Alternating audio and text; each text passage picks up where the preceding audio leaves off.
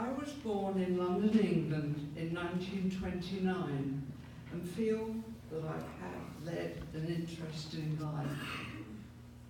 It changed completely on September the 1st, 1939, when 2 weeks before my 10th birthday, I was evacuated from London to a small village about 150 miles away because World War II was about to begin. It was 5 years away from home before I returned to live with my parents. This was a really different life that I had experienced, and it has remained in my personality until this day. I married at age 20 and was happily married for 60 years to a wonderful man who always encouraged me during my life.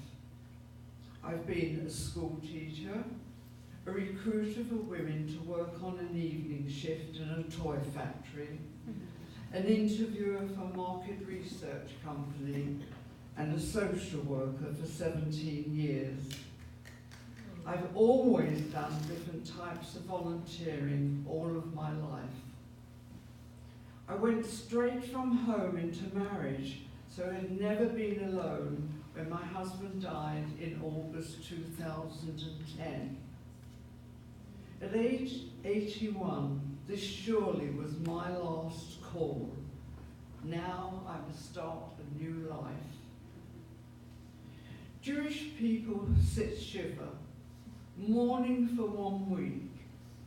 During this time, I was surrounded by friends and family. I was so sad and talked about my husband Dennis a lot. So my family said, "Please, Mum, write about him." They bought me a notebook to write memoirs of my 60 years of marriage. I miss Dennis terribly, and it was very hard to remove the pillows from the bed.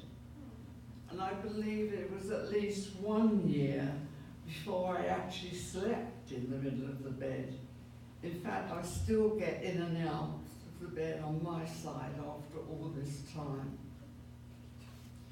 When I at last went to a restaurant on my own, I was so pleased with myself, never realizing some people never eat alone after losing a partner. I missed all the help he gave me around the house and suddenly thought, oh, how useless I am. One day, I went to the library to watch the first play reading by Santa Monica Rec, and when leaving, said to one member of the cast, "If ever you need an older person to do play reading, I do play reading at Santa Monica Emirates College, so I would be interested." Jen and Eric Bloom contacted me later as they were doing a production of The Tempest at the Annenberg Centre on the beach and asked if I would like to help make props and greet people, and to greet people at the performance. I became involved with them, and whenever they thanked me, I thanked them for helping me overcome my loss. I did go to bereavement classes, but all I really learned was that everyone mourns differently. So I decided to do more yoga twice a week on a regular basis, continue with my acting, and 2 live performances each year with my play reading class and writing my memoirs. Later, I did 2 play readings at the library with the Santa Monica Rec, and a week playing a part of the church off Main Street, doing a play written by a local writer. The whole week was called Wave. life was becoming more interesting for me. When Shine began by Santa Monica Rep, I spoke and joined in several shows. I was so excited to be voted in the first year to repeat my performance with 9 other people.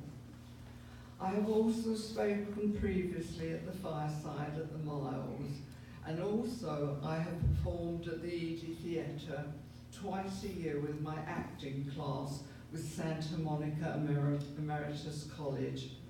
And remember 2 particular pieces I did, playing one as Aunt May, and also Florence Foster Jenkins, before Meryl Streep was given a starring role in the film.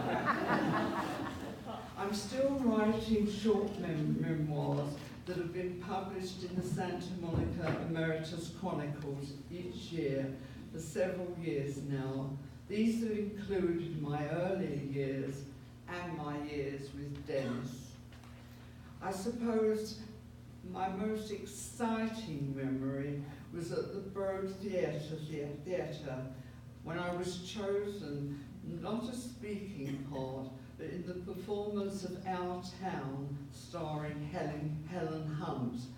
I was just a body in the cemetery.